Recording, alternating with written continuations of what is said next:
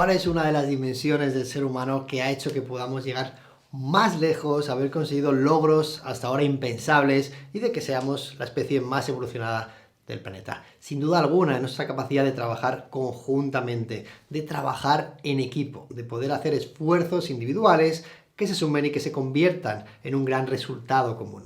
Para conseguir esto hay una competencia profesional que es fundamental, es una de las partes fundamentales de la inteligencia emocional y es nuestra capacidad de tener empatía. La empatía nos ayuda a comprender al otro. Decimos que tenemos empatía cuando nos ponemos en los zapatos de los demás. Somos personas empáticas cuando podemos sentir y conectar con la otra persona. Y todo esto ocurre no de forma mágica, sino de una forma muy natural. Todos nosotros somos personas que tenemos un cerebro muy avanzado y evolucionado y fundamentalmente aquí en la parte frontal de nuestro cerebro, el córtex prefrontal, tenemos lo que los neurólogos han llamado neuronas espejo. Y las neuronas espejo son neuronas que nos sirven para detectar cómo se encuentra otra persona o otro ser vivo que está frente a nosotros, al cual estamos mirando o escuchando. Nuestras neuronas espejo nos permiten empatizar. Es como que son un espejo de cómo se encuentra la otra persona que está con nosotros. Y es muy curioso cómo en ocasiones nos contagiamos unos a otros, por ejemplo, un estado de ánimo, simplemente por una mirada, por unos ojos brillantes que están a punto de derramar una lágrima o por un tono de voz entrecortado. Parece que en ese momento la otra persona nos ha contagiado a nosotros un estado de ánimo. Todo esto ha ocurrido por el mágico efecto de tus neuronas espejo. Si no las tuvieras, no podrías empatizar con los demás. Realmente, cuando empatizamos, estamos conectando, estamos sintiendo lo que siente la otra persona, poniéndonos en sus zapatos.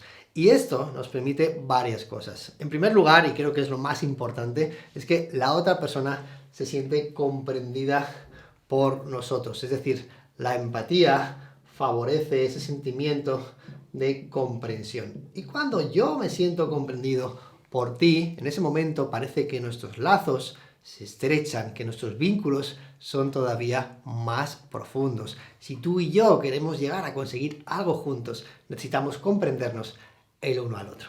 La empatía, por ejemplo, es una gran herramienta de gestión de conflictos cuando las cosas se ponen difíciles.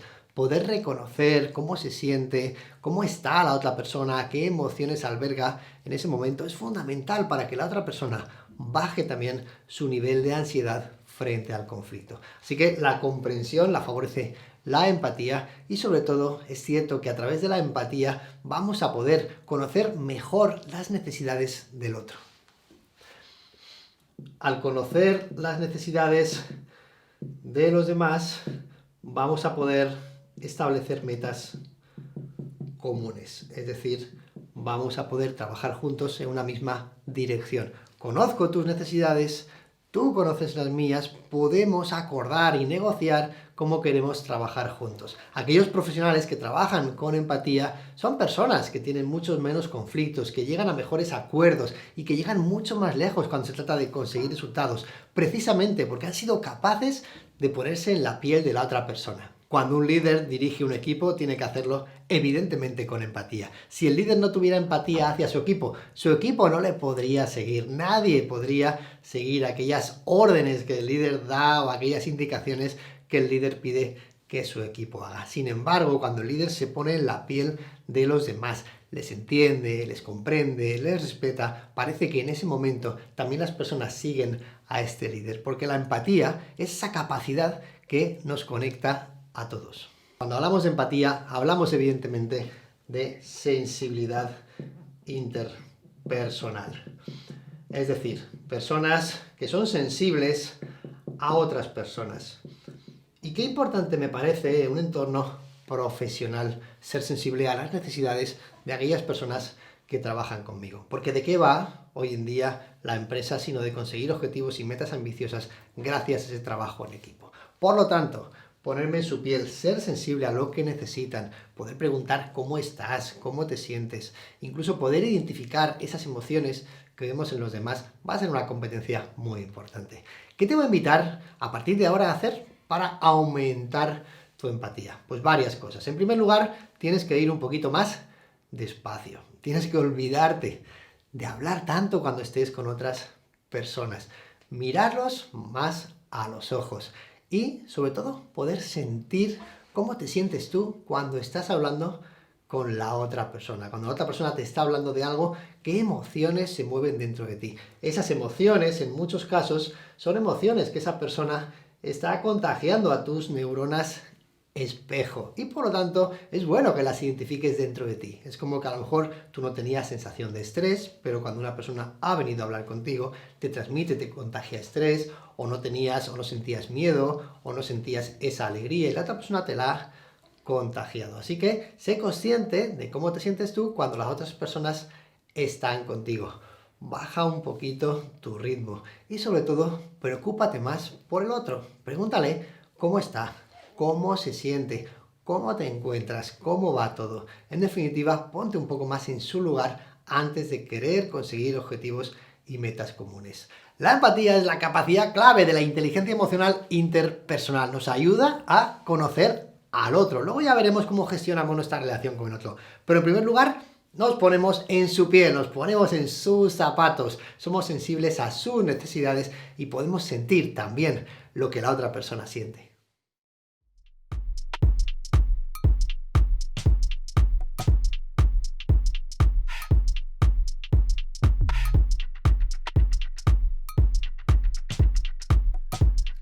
Dentro del universo de la inteligencia emocional nos damos cuenta de la importancia que tiene conocer y gestionar emociones. No solo las tuyas, sino las de los demás. Nos damos cuenta de que es importante conocerse uno mismo y gestionarse, por supuesto que sí, pero sobre todo es fundamental cuando quiero trabajar con el otro, conocer muy bien las emociones del otro, tener empatía, tener escucha activa y poder ser sensible a sus necesidades, para a partir de ahí poder generar un impacto positivo en tu entorno y por lo tanto influir. La escucha activa es una parte fundamental de la inteligencia emocional y nos habla de una escucha especial. Nos habla de una escucha en la cual la persona que escucha participa activamente en la conversación, se involucra al 100%. Está escuchando, por supuesto, pero está involucrada. La persona que escucha de forma activa es una persona que hace comportamientos muy concretos cuando escucha. Por ejemplo, si está presencialmente con la otra persona, mira a los ojos. De esta manera le muestra interés. Además, es una persona que asiente con la cabeza cuando está escuchando. Asentir con la cabeza hace que la otra persona realmente perciba que estamos escuchándola y entendiéndola. Es una persona que de vez en cuando puede utilizar expresiones como claro, ajá, en definitiva es prestar atención a lo que otro dice, asentir para que la otra persona vea que estamos prestando atención. Es una persona que además mostrará empatía mediante la escucha, con comentarios tan concretos como te entiendo perfectamente. O entiendo perfectamente lo que estás diciendo. Me pongo en tu lugar y puedo entender cómo te sientes. La persona que escucha de forma activa es una persona que se involucra en la conversación y que además muestra empatía. Además, una de las claves de la escucha activa es que utilizamos el parafraseo. Parafrasear, en definitiva, es repetir lo que ha dicho la otra persona con otras palabras. Entonces, según me dices, parece que para ti fue muy incómodo estar en esa situación. En ese momento yo interpreto lo que tú me estás diciendo y te lo devuelvo. Estoy parafraseando lo que tú estás diciendo. En ese momento lo que consigo es que tú recibas de mí esa información que me estás dando y es algo así como, caramba, me está entendiendo perfectamente, está devolviéndome lo que yo le estoy diciendo con otras palabras, pero lo está entendiendo. Y eso fomenta que la persona quiera seguir hablando. La persona que escucha de forma activa, además se involucra mediante las preguntas. De forma que utiliza las preguntas para profundizar un poco más en eso que nos están contando. Cuéntame un poco más. Ostras, ¿y qué pasó exactamente? ¿Y tú cómo te sentiste cuando ocurrió esto? De esta forma lo que conseguimos es que la persona quiera seguir hablando, quiera seguir contándonos y quiera seguir profundizando en la experiencia que nos está contando. Es evidente que las personas que escuchan son personas más influyentes. ¿Por qué? Porque al escuchar nos ganamos la confianza de todos los demás. Al escuchar aumenta mucho cuánto las otras personas creen y confían en nosotros mismos. Por supuesto que escuchando comprenderemos mejor el mundo del otro, podremos enriquecernos mucho más, podremos llegar a mejores acuerdos porque sabremos cuáles son exactamente las necesidades de la otra persona. Si tenemos dos orejas y una boca es por un motivo, y es porque tenemos que escuchar más y también hablar menos.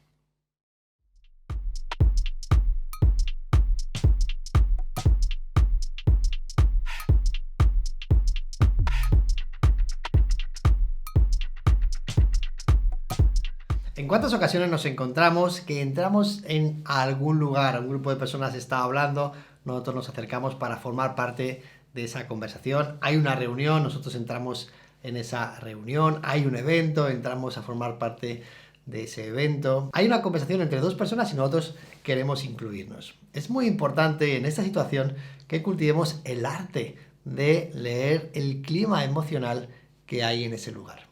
Esto en definitiva es como tener empatía por el lugar hacia el que llegamos, es saber más o menos cómo se siente ese lugar, que no está formado por una única percepción, porque no solo hay una persona, sino que está formado por más sentimientos, emociones y estados de ánimo de más personas. Tener la capacidad de saber leer el clima emocional de un ambiente es muy importante, porque nos va a dar pistas de cómo tenemos que actuar. Si entramos en un lugar en el que hay un clima muy tenso, pues quizás tengamos que adaptarnos a ese clima tenso y quizás no sea el momento de empezar, por ejemplo, con una broma. O a lo mejor sí, si queremos hacer que ese clima tenso pase a ser un clima más distendido. Si entramos en un lugar en el que hay un clima, en el que hay un buen estado de ánimo, pues quizás también nosotros tengamos que modificar nuestro estado de ánimo. Saber leer el clima emocional es fundamental. Lo que utilizamos es la metáfora del tiempo. Cada vez que entramos en algún lugar, utilizamos la metáfora del tiempo. Decimos, oye, ¿cómo está el clima emocional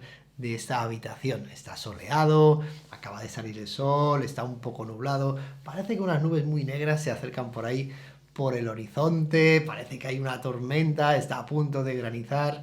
En definitiva, lo que intentamos hacer es hacer una lectura utilizando el tiempo para saber cómo se encuentra ese lugar. Y a mí algo que me gusta mucho hacer con esto del clima emocional que hay en los lugares es intentar modificarlo gracias a tu presencia. Por ejemplo, hay un equipo en el cual hay mucha tensión, pues quizás podríamos añadir con nuestra propia presencia y forma de actuar, podríamos añadir algo de distensión, de flexibilidad, de sentido del humor. O hay un equipo que quizás está demasiado relajado y demasiado laxo y necesitamos un poquito más de seriedad y de responsabilidad, pues quizás podríamos añadir nosotros ese punto de seriedad que le falta a esta situación, con nuestro lenguaje no verbal, con nuestras palabras, enfatizando aquello que queremos conseguir, para que el equipo no esté tan relajado, ¿no? En definitiva, el clima emocional existe siempre en algún lugar, en alguna sala, hay un clima, por supuesto, pero la clave está en no solo leerlo, sino también en alterarlo. Entonces, interpretamos el clima y luego creamos emocionalmente y conscientemente un nuevo clima gracias a nuestro propio comportamiento. En ese momento parece que estamos siendo personas como muy emocionalmente inteligentes, porque no solo tenemos la capacidad de saber cómo se encuentra el lugar, sino que además lo modificamos y lo alteramos conscientemente.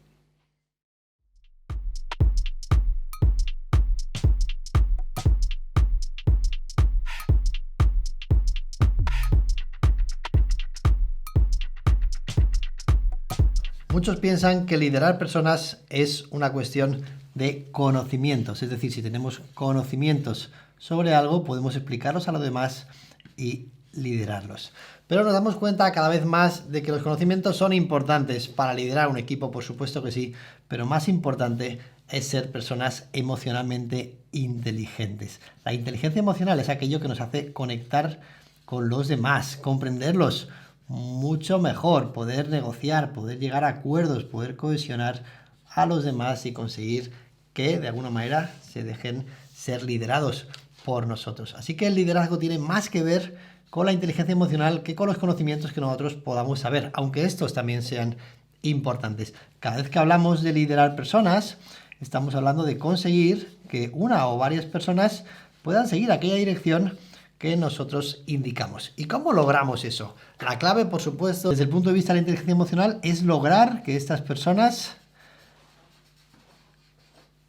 y nosotros estemos fuertemente vinculados, es decir, que exista entre nosotros una buena relación, una relación positiva, una relación nutritiva, es decir, que nos ayude y que nos nutra a todos, y una relación saludable, orientada sobre todo a largo plazo.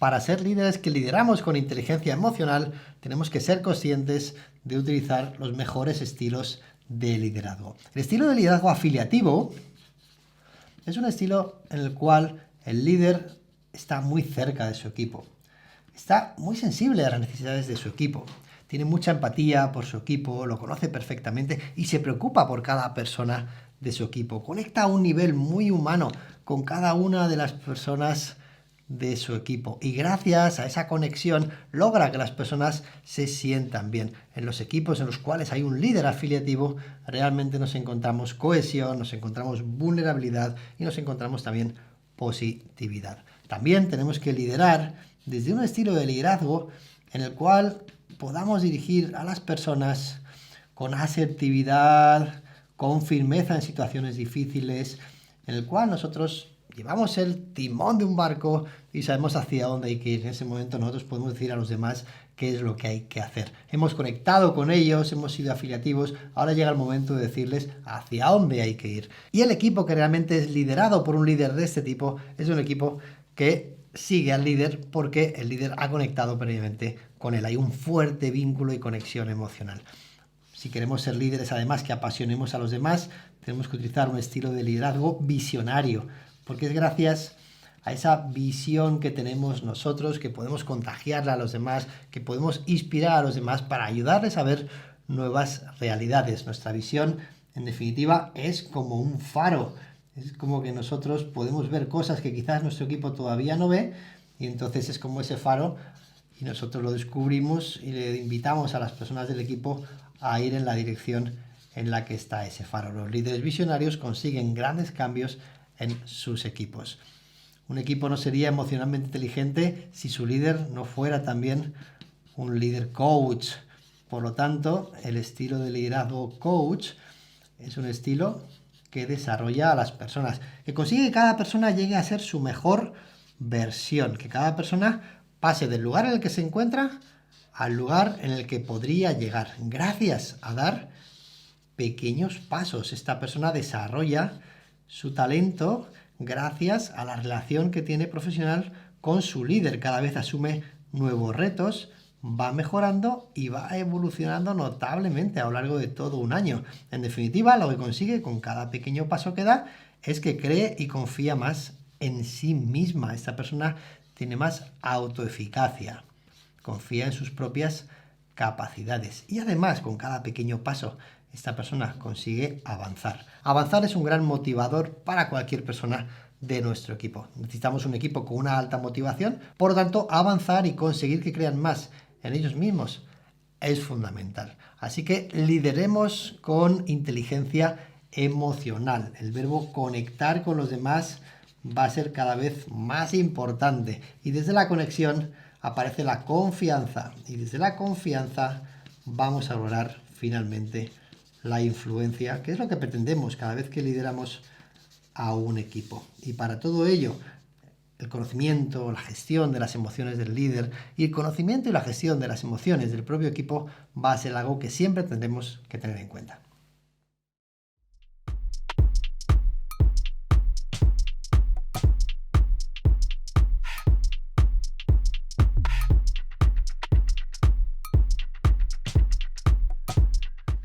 Trabajo en equipo. ¡Ay, qué difícil es trabajar en equipo en muchas ocasiones!, ¿verdad? Seguro que te ha pasado que has querido trabajar en equipo con otras personas y te has dado cuenta que es realmente complejo. Incluso has pensado, caramba, prefiero hacerlo yo solo. Pero hay una frase que dice que si quieres llegar rápido, tienes que ir solo. Pero si quieres llegar lejos, tienes que ir en equipo. Hoy en día no nos queda otro remedio para llegar muy lejos que trabajar en equipo con las personas que nos rodean. Pero claro, trabajar en equipo implica toda una serie de dimensiones que tenemos que cultivar si queremos ser cada vez mejores. Y es algo que se ha estudiado muy de cerca. Y aparecen algunas dimensiones súper importantes para que un equipo pueda conseguir resultados. ¿Quieres ser mejor trabajando en equipo, que es una competencia clave de la inteligencia emocional? Entonces empieza a cultivar estas dimensiones. Tienes que hacer todo lo posible por favorecer la cohesión.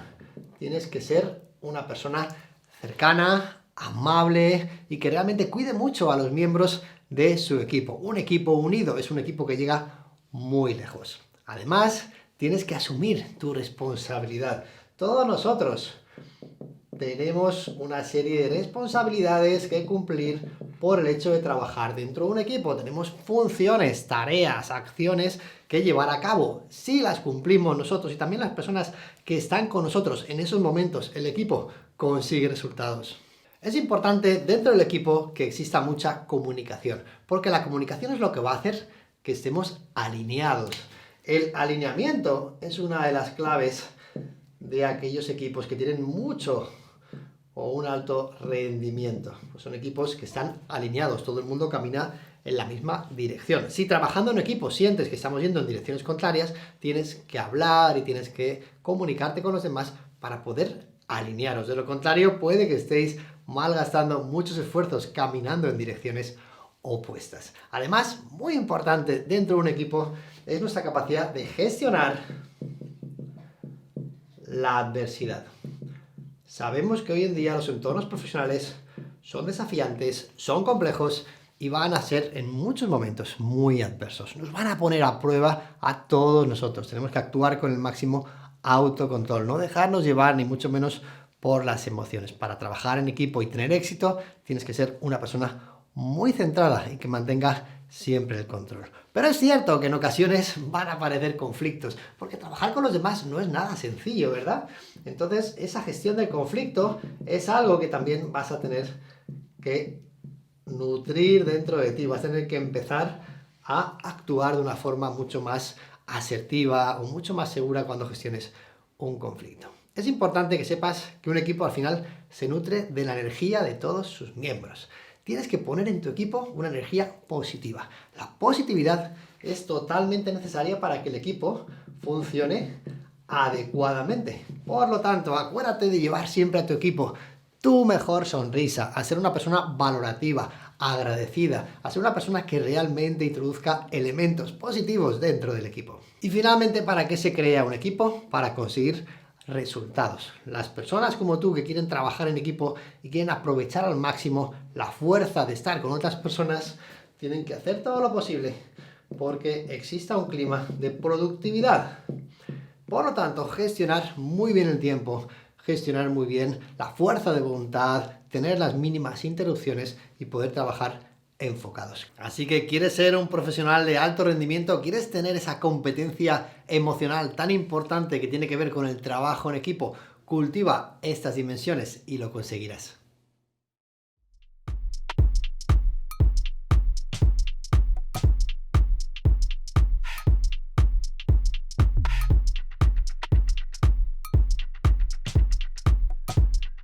Para conseguir tener excelentes relaciones profesionales con otras personas, tenemos que cultivar una competencia muy concreta. Se trata de ser capaces de ceder para llegar a acuerdos comunes, para tener una comunicación más saludable. Si nos damos cuenta de algo cuando trabajamos con otras personas, es de que en ocasiones tenemos una mirada muy puesta en nosotros y muy poco en el otro. En ocasiones queremos que las cosas sean a nuestra manera y nos olvidamos de que hay otra persona que también quiere que las cosas sean a su manera. En definitiva, el arte de trabajar con otras personas es el arte de encontrar puntos comunes de acuerdo. Piensa que cada uno de nosotros, cuando estamos con los demás, tenemos como una serie de intereses que queremos satisfacer. Y cuando trabajamos con otra persona, lo que necesitamos es que existan siempre puntos comunes o puntos de acuerdo. Ceder, en definitiva, es estar dispuestos a dar una parte de nosotros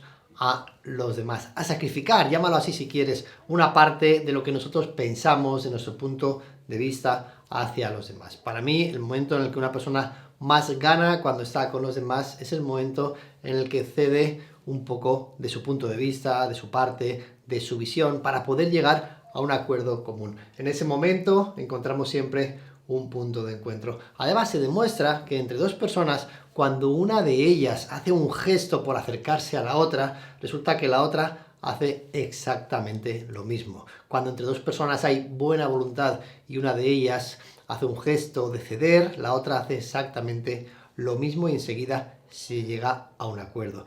Llevado al terreno de las relaciones interpersonales en el que estamos, tener la capacidad de pedir perdón es fundamental. Me doy cuenta muy a menudo de que cuando quiero resolver un conflicto, cuando quiero llegar a un acuerdo con alguien en una cuestión que nos mantiene un poco alejados, un poco separados, en ese momento tener la capacidad de reconocer nuestros errores, de actuar con humildad y reconocer que nos hemos equivocado, que quizás podemos haber hecho daño a la otra persona. Pedir perdón es tan necesario que realmente nos conecta. En el momento en el que pides perdón, me doy cuenta de que la otra persona también hace exactamente lo mismo. En el momento en el que yo te digo, oye, disculpa si he hecho esto, disculpa si te he ofendido, seguramente no lo hice lo mejor que podía, no supe hacerlo mejor, pero te quiero pedir perdón. En ese momento, en el momento en el que yo bajo mis defensas, me muestro vulnerable, en ese momento también la otra persona hace lo mismo. Y en ese momento parece que como seres humanos conectamos. Así que una competencia emocional básica y fundamental para relacionarme con otros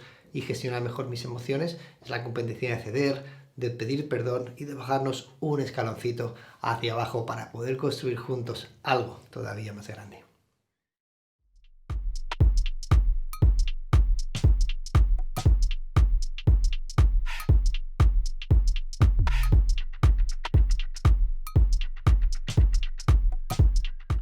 Influir en los demás es un tema fundamental si queremos ser profesionales de alto rendimiento. Estamos todo el día influyendo, todos queremos persuadir a los demás, conseguir ser comprendidos y que nos entiendan. Cada vez que nos comunicamos con otra persona tenemos en definitiva un objetivo y a través de esa comunicación queremos conseguir esa meta. Pero ¿cómo podemos influir? ¿Cuáles serían las diferentes formas que tenemos de conseguir que otra persona haga algo?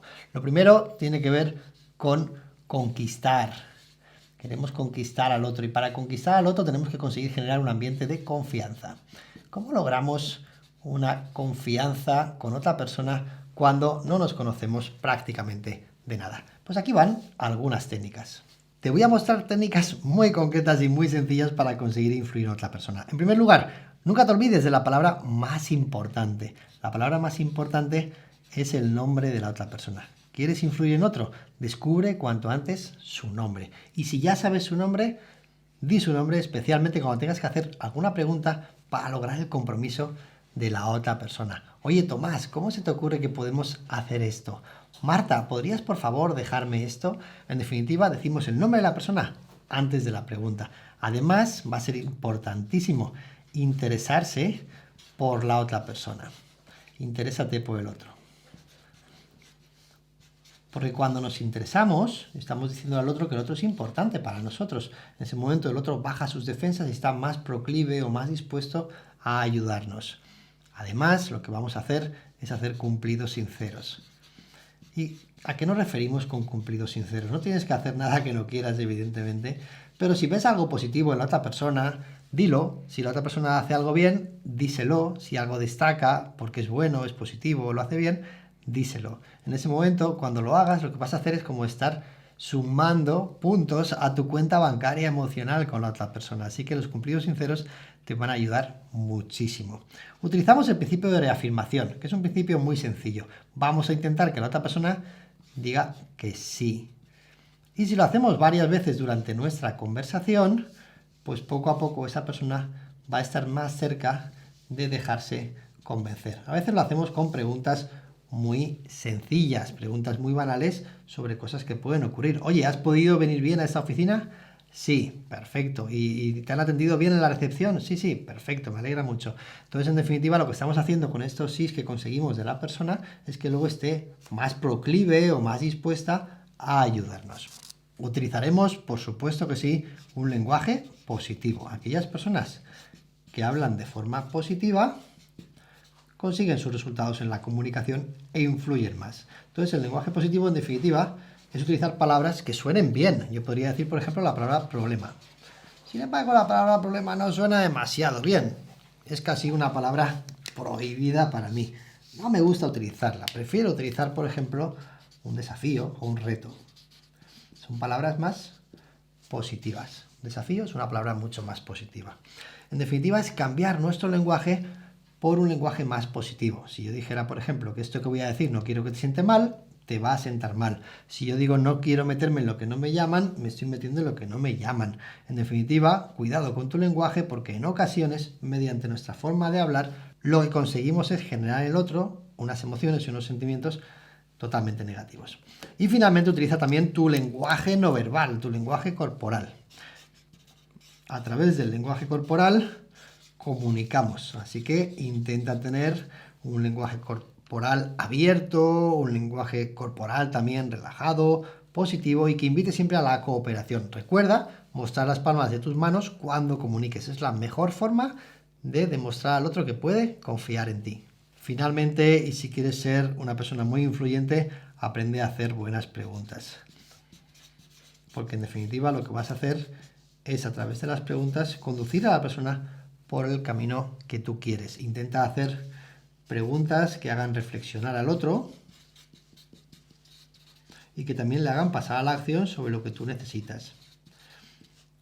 Mediante las preguntas en las que invitamos a la reflexión, la persona puede profundizar mucho más en su propia realidad y en aquellas que invitamos a la acción, la persona puede hacer algo por nosotros. Una pregunta en la cual invitemos a la reflexión puede ser, por ejemplo, ¿hace cuánto tiempo que no vas a la naturaleza? En ese momento lo que te estoy haciendo es a que reflexiones sobre una cuestión que yo planteo. Pero si quiero que vengas conmigo el fin de semana a hacer deporte en la naturaleza, eso ya sería una pregunta de acción que tiene que ver con algo que yo quiero que tú hagas. Si yo he preparado bien el terreno, he utilizado bien el nombre, me intereso por ti, hago cumplidos y he preparado bien el terreno, cuando llegue la pregunta de acción podré conseguir mis objetivos. Conviene que no vayamos al grano directamente, porque la otra persona quizás no esté preparada para avanzar en la dirección que nosotros deseamos. Conviene quizás primero que hagamos una pregunta en la cual dejemos ver que queremos ir con esa persona a la naturaleza. Por ejemplo, oye, si fuéramos a algún lugar este fin de semana a hacer deporte, ¿qué preferirías? ¿Hacer una ruta en bici, por ejemplo, o hacer una ruta de senderismo?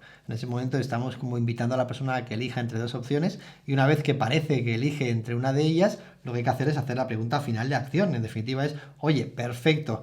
¿Qué te parece? Hacemos una ruta de senderismo el domingo, nos vamos a este lugar, te recojo en tu casa, ¿a qué hora? ¿A las 9 te va bien? Y en ese momento ya estamos invitando a la persona a que pase a la acción. Influir es todo un arte, hay mucha técnica y también evidentemente mucha ciencia detrás del arte de la persuasión. Pero si cultivamos lenguaje corporal y utilizamos algunas técnicas como las que acabamos de ver, lo tendrás mucho más fácil.